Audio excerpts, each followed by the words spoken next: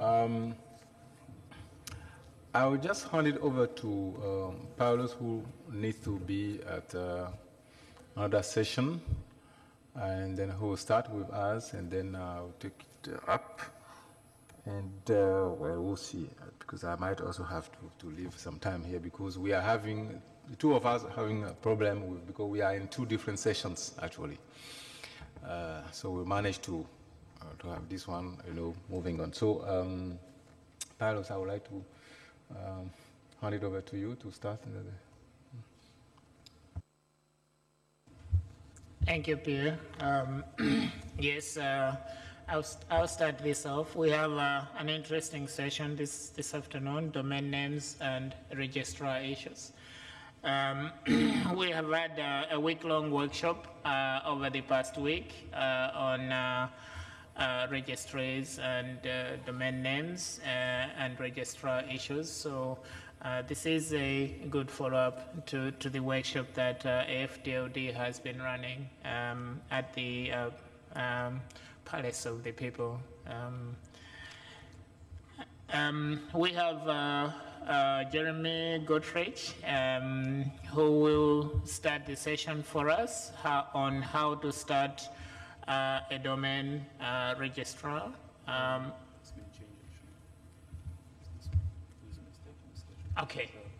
Okay. And the title has been changed to Developing a Local Domain Name Industry. Yeah, sure. Jeremy is from a backend registry service provider. So he's quite able to handle this. It will be followed by Maria, and then after that, there will be coffee at the end. As Pierre has indicated, I have to be at the Africa Government Working Group, so I'll leave in the middle of Jeremy's presentation. So without wasting much time, let me hand over to Jeremy to start off the presentation. Jeremy. Okay. Should I do it from here? Or should I go there? Yeah.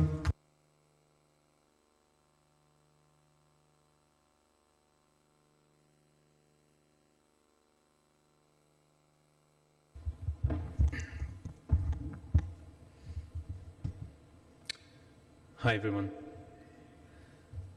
My name is Jeremy. I'm from Freenom.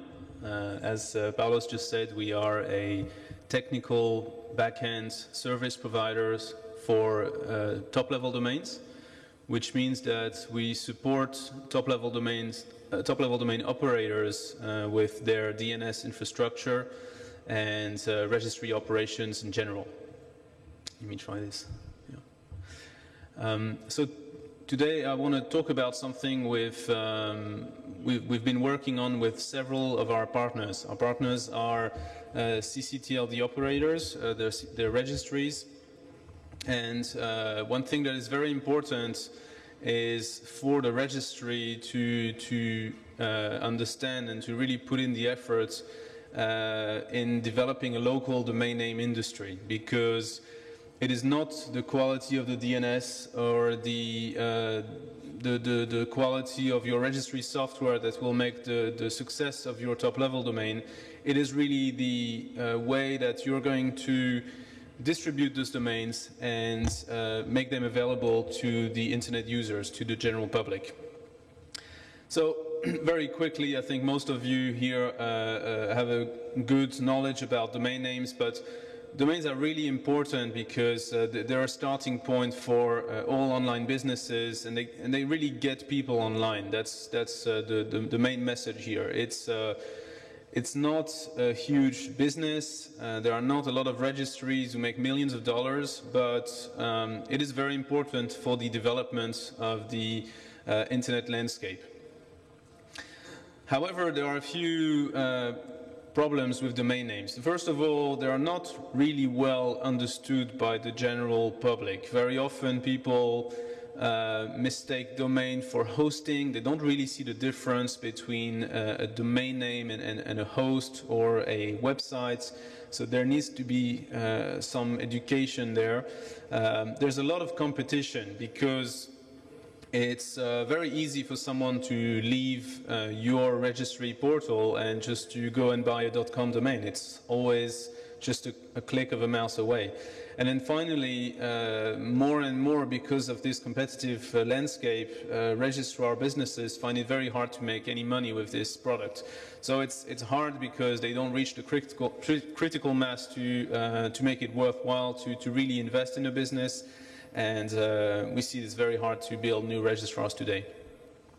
So as a registry or as a regulator or as an entity that's involved in the development of the domain name industry in your respective country, it is important to focus on this education, creating awareness about what domain names are, facilitating the creation of those registrars, and helping those registrars and end users with technical issues and general business issues. This is all to increase the demands. There is a natural demand for domain names. People who want to build a website, sooner or later, they're going to have to think, okay, where is my domain name going to come from? What is it going to be? Is it going to be a .com or is it going to be a local CCTLD domain name? It is important to educate people and to show them that a domain name is not just a website. It can be used for many things. It can be used for short URLs, like a URL shortener. It can be used as a business card. It can be used for emails only. It is really an address and can be used for many things. And then there's a lot of different people who can use domain names, obviously. So it can be any individual, can be companies, large or small, but it can also be for a different range of products. You see advertising companies using domain names for each one of their campaigns. So there is a big demand there. It's not just one domain name for one website. Now, what is important for a registry to really be able to boost the usage of domain names in their market, in their community, is to understand the economy of the domain name registrar business. Most of those registrars, they rely on other services to create value and to make money. And those services are traditionally hosting or website building, and some of them even add consulting services in intellectual property, for example, protecting trademark owners and registering domain names for those guys. But what we found is that a lot of people really focus on the ICANN accreditation registrar criteria. And we think at Freenom that is totally irrelevant for most CCTLDs and most registries. There is absolutely no obligation from ICANN to get an ICANN accreditation for any registrar that's distributing only domains from CCTLDs. The only way that an ICANN accreditation is required is if that registrar wants to sell and distribute GTLDs, such as .com, .net, and all the new generic top-level domains that are coming online very soon. Which means that for most registries, they should really open the registrar accreditation to basically anyone who wants to distribute those domains. And by making it easy for those people to get accredited, you can really increase your distribution and allow dozens, maybe hundreds of companies to distribute your domains. And this is where the success is going to come from. Then there is obviously a very important aspect is the quality of service. In the DNS world, there isn't much room for error. When your DNS is offline even for a few minutes, it's a pretty bad sign. And the target when you're operating a top-level domain is not 99.99% uptime, it's 100% uptime. And this means that it must also come along with some support for the end user, for the registrars, and this is all going in the sense that you want to make your domains as easy and as accessible as possible. So by helping people to register them and helping people to manage them, you can really increase this, this demand for domain names. That's it. I wanted to keep this a little bit short. I wanted to take some questions. I wish there was a little bit more people, but I guess most of them are still at lunch. Does anyone have any question in the room? Yes. Sorry? Yeah. Oh, you want to do questions at the end? Okay, that's fine. Oh, sorry. Should I take that one or no? It's up to you. If you are eager to take questions, that's fine. But It's fine. the idea was to, hear our panelists first, and then we'll take all the questions together. No problem. Please. Sorry, Mark. We'll be coming back to you, please.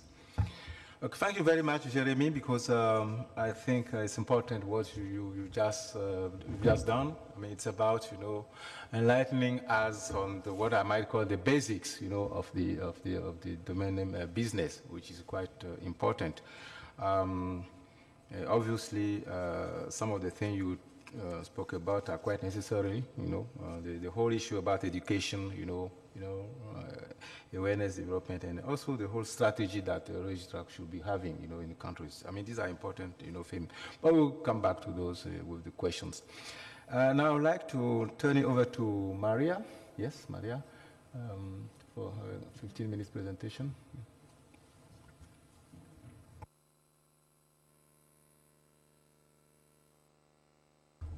Sorry, there we go, much better. So my name is Maria Farrell, and I am with Interconnect Communications, which is based in the UK.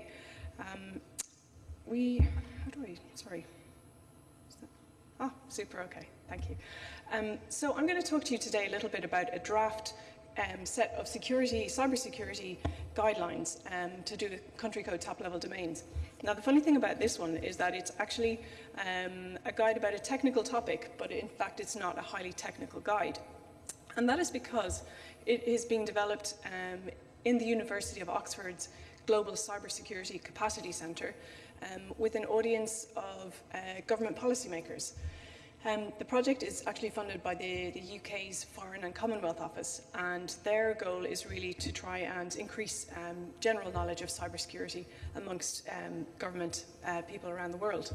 So they've taken me on to help develop this project.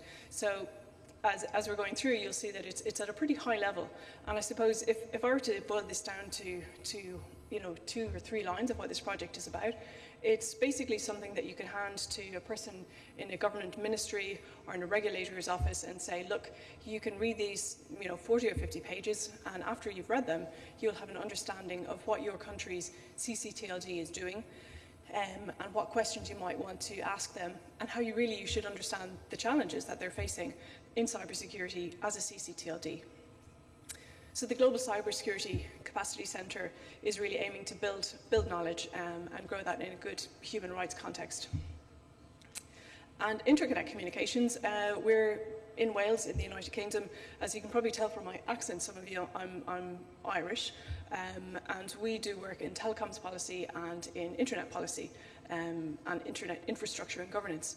And my colleague Mark McFadden is also here, was talking yesterday about CGNs, and we are working on the internet side of the business. One thing I do want to mention is that we're actually running a masterclass in internet governance and policy next in July in Bath in the UK, which may be of interest to quite a few people here. So the guide that I'm talking about is basically, it's a work in progress. It's aimed at policymakers, so not actual operators. And it's very much a draft work in progress. So I'm hoping after this meeting to get some input from people involved in this meeting and elsewhere to improve it. The goal is not to give basically a tool to governments to seize control of its CCTLD. That is emphatically not what we're wanting to do. We're really wanting to help governments understand what the challenges are to running a CC And so, you know, we're not trying to say this is what you should do, and if you don't do this, you should be redelegated. The guide is very much, doesn't take a particular view on what the form of delegation is or what the governance model is. So the specific thing that we really look at is what are the specific security challenges of a CC. And when you look at it, a CCTLD typically is actually, it's a small to medium enterprise. I mean, you know, between 1 and 2 to typically no more than 20, 30, 40, 50 people are running a CCTLD. But of course, it's a critical piece of internet infrastructure. So when you think about it that way, you can see that it's a very small organization, but that yet has global scope and also has a much broader range of risk, of very, very serious risks. But on the plus side, a CCTLD is part of a global community of internet provider, I guess, well, DNS providers, and so there is a global network of peers to tap into.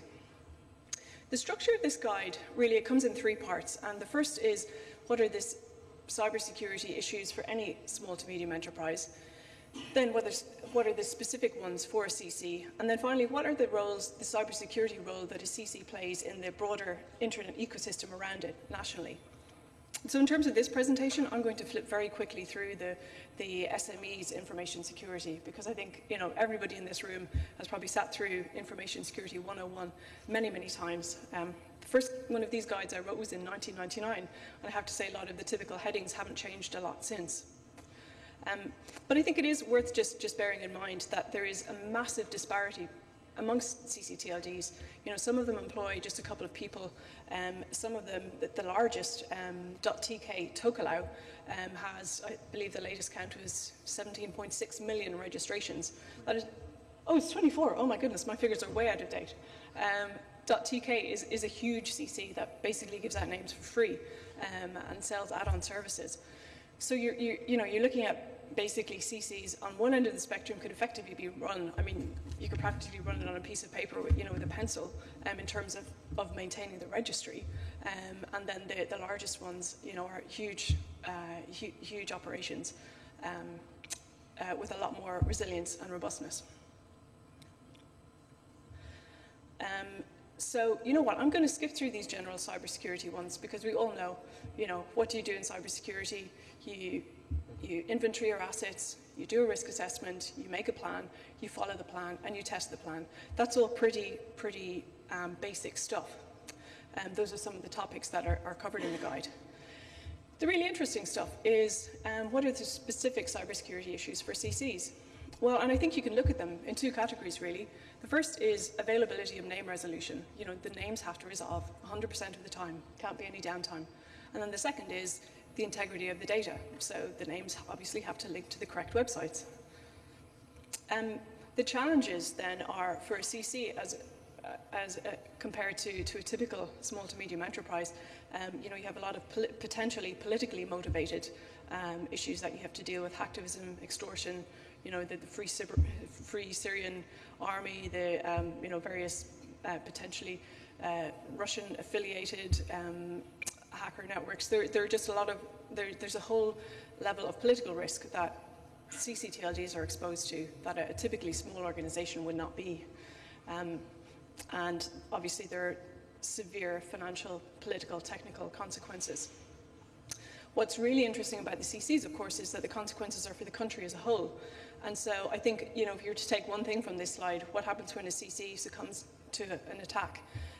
Or simply to a piece of, to a technical difficulty, like .se, practically going down over the lack of a dot.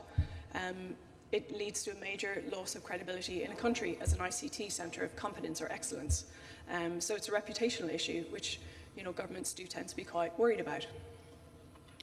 So the 3 key areas for CCs on cybersecurity, we've kind of separated them into three different strains. The first is governance and policy, and that is who is running it, how are they running it. Again, we don't take a view on, should the CC be run in a university? Should it be private sector? Should it have a top-down or bottom-up policy-making process? But what we do is try and isolate some key characteristics of CCs that make them more stable, because security needs stability.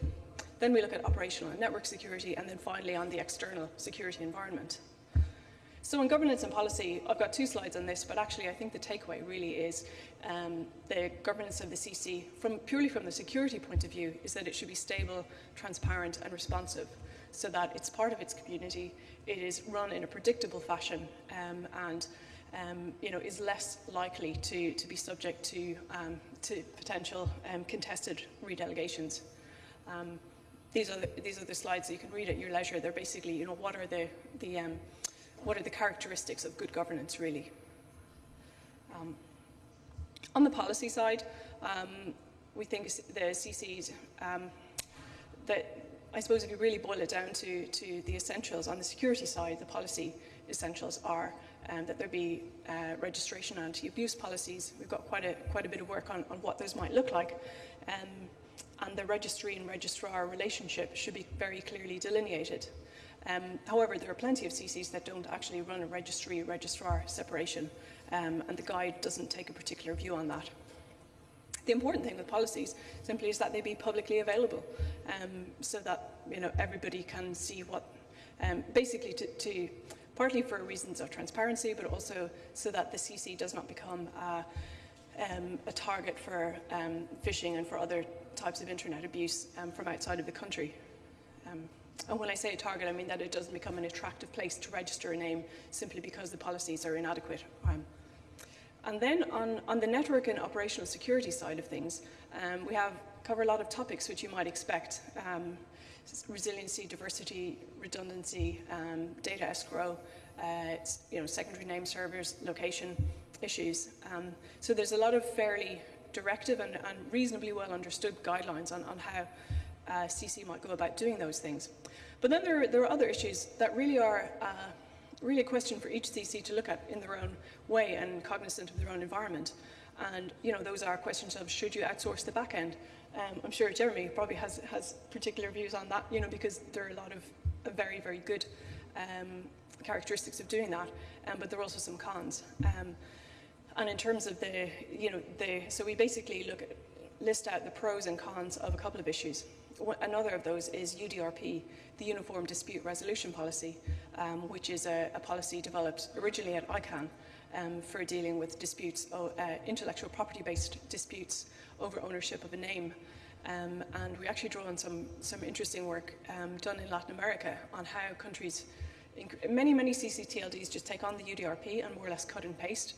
And increasingly, Latin American countries are looking at the UDRP and saying, well, okay, we've had to sign a trade agreement with the United States. We know we have to do something about intellectual property disputes in our CC, but the UDRP doesn't quite fit for us. So they're taking it and either adapting it to local law and custom, or increasingly also looking at having local adjudicators and arbitrators for UDRP processes. So again, we look at the pros and cons of that.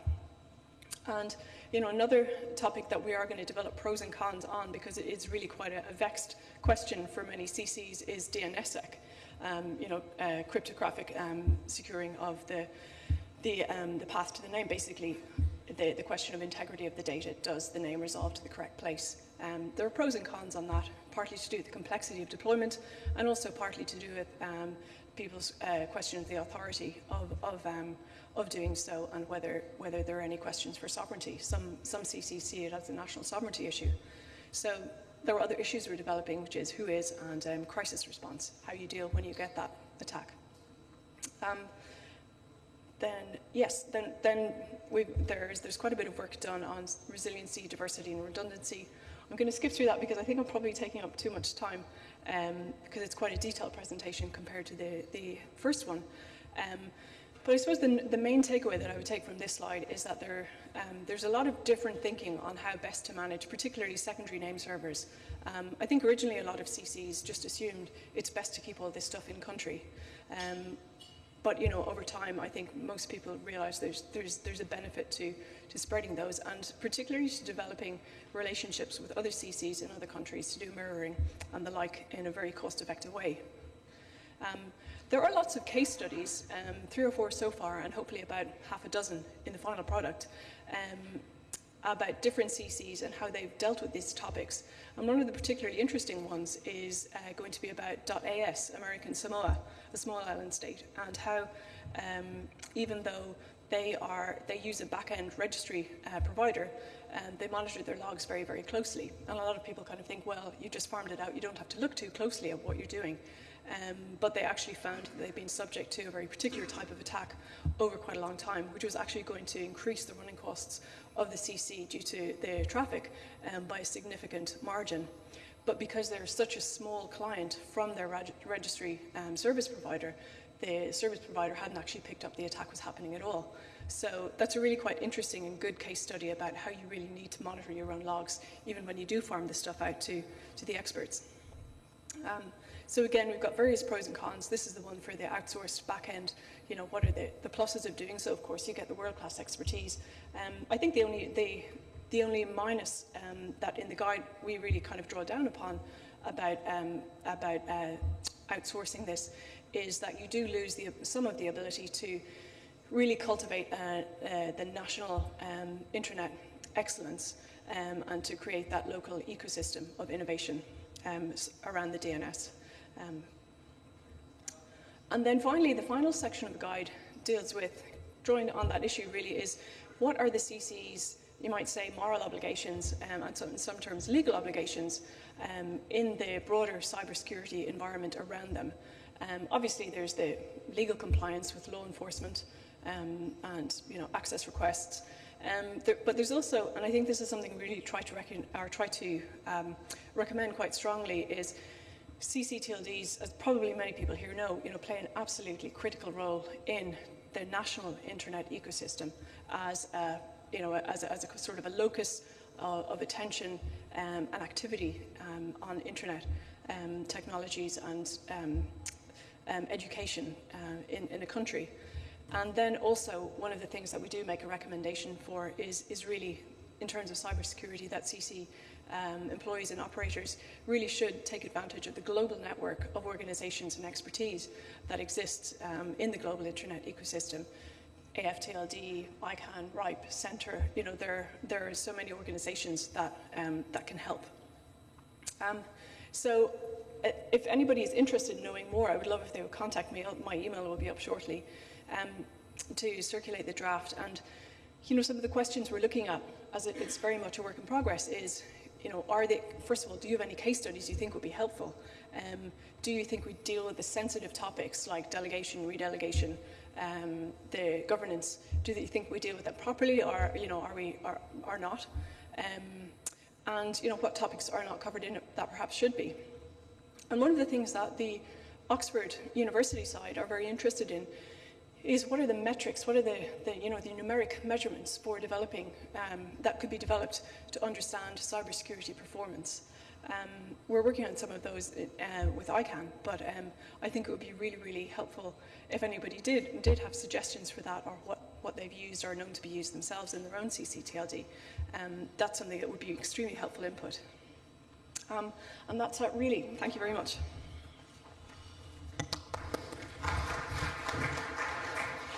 Thank you very much, Maria, for this enlightening, presentation, and also for the opportunities that is being given by your project. And I'm sure there will be some questions to you. And but personally, I'm already seeing part of this helping develop some of the what I'm calling the business models that we really need in Africa, actually. And so I'm seeing some of the issues there that have been raised, and probably that's something we should come back on later. Okay, let's hear from our last panelists before we go to your feedback and your questions. So, Kofi, 15 minutes, please.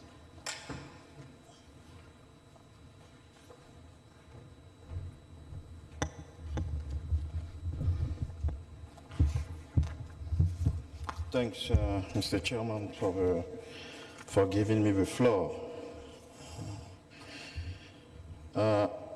As you may know, my company, the ZDCR, ZD Central Registry, in association with African governments, national relevant authorities, NGOs, some stakeholders within the continent like FTLD, Afrinic, IFSTARS, and so African private sector will be soon releasing 4 uniquely geographic top-level domains, namely the 3 major South African cities, .Joburg, .Cape Town, Durban, and the much anticipated continent-wide .Africa. So ZDCR performs the technical and administrative functions of the ZA Central Registry, which includes the administration of the .co.za registry domain namespace, numbering close to 900,000 names. And lately in 2011, through an international tender process, the African Union appointed ZDCR as the .Africa top-level registry operator.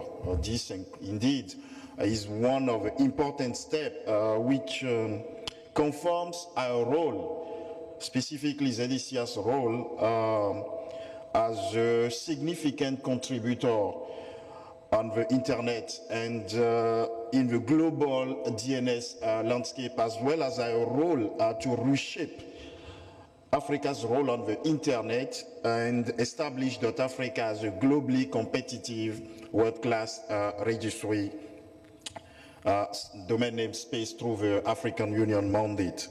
So where are we today in terms of .Africa implementation? Last March, people who were in Singapore during the last ICANN meeting should notice that we signed the registry agreement with ICANN.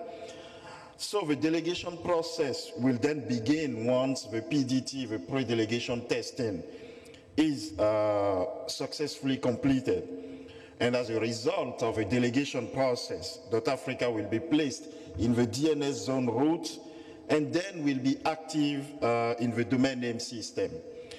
We can therefore bring .Africa services into production, I mean commercially speaking.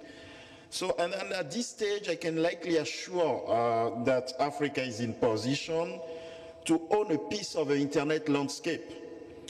This means as a corporate, NGO, private companies operating in Africa, you can actually use the DNS or even the internet as a way not imagined before by redefining, renovating your business model as well as your distribution channels and actually interact much better with the African continent and your customer online.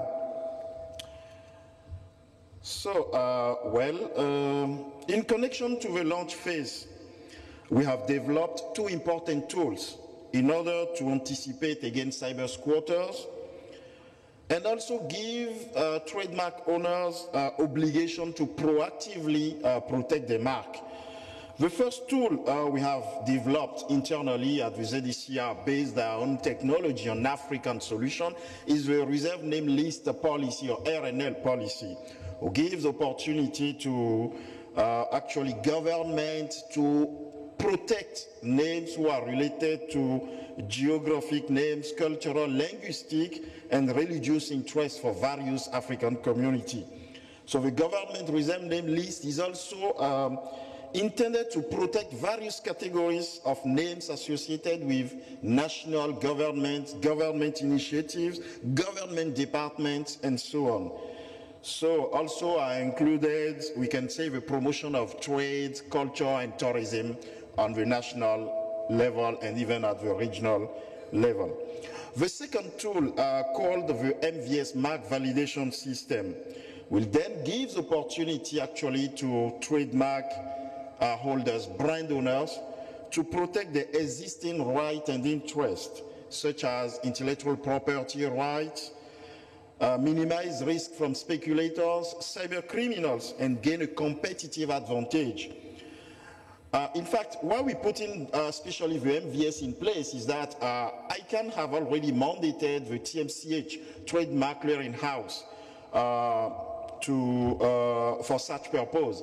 But as .Africa is a vehicle to drive innovation, we have developed the MVS as an alternative service to be operated by .Africa, in fact an African version of a TMCH. And the MVS will be used to run a sunrise period which allows prior protection of a MAC right during the launch of a .Africa. The sunrise in fact gives applicant or MAC holders a limited registration window to apply for domain names that match to the MAC before .Africa top-level domain is open for general availability.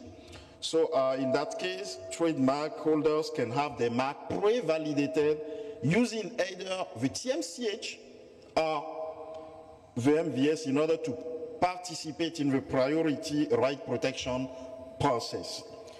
So in our vision to emphasize in different issues within the continent and build a local African product, ZECI emphasized that one its core objective will be to reinvest in Africa by developing and enhancing critical internet infrastructure so that end users can have actually an efficient services and thereby also in reinvesting the resources within the continent for socio-economic development issue. So the MVS symbolizes such initiative.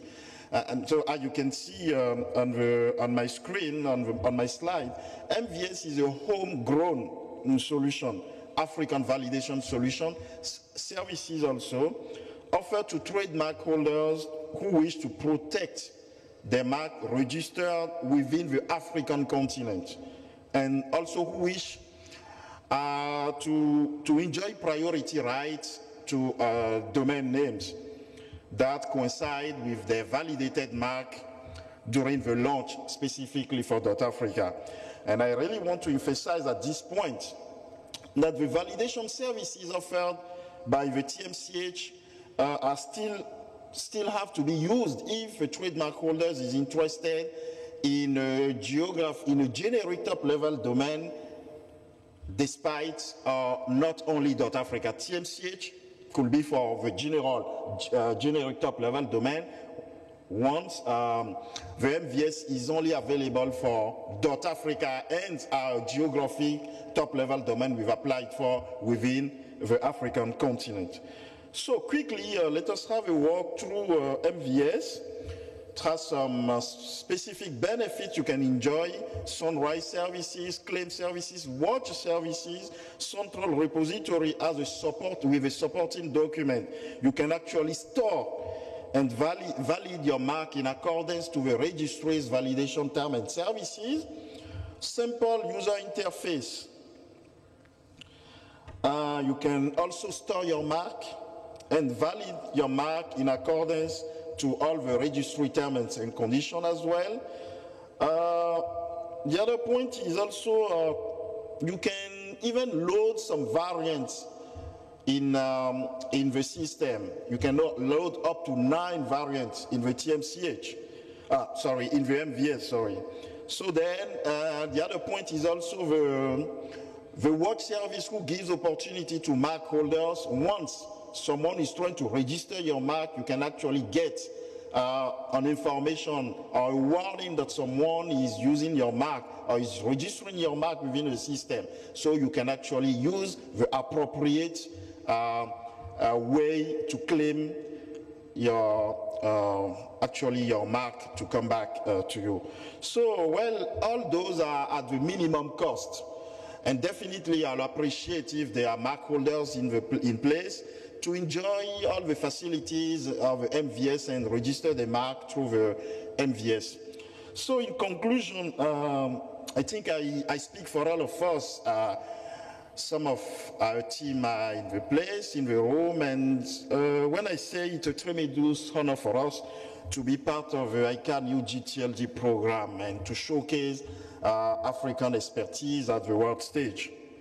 And we hope that collective expertise will be used for the benefit of Africa. At the end of the day, invest or register your mark and pay your mark validation system through MVS, you invest in Africa, money stay in Africa, and then you contribute to the socio-economic development of the continent. So, well, that's what I want to share with you, and I'll appreciate if you can be part of that exciting moment. Thank you.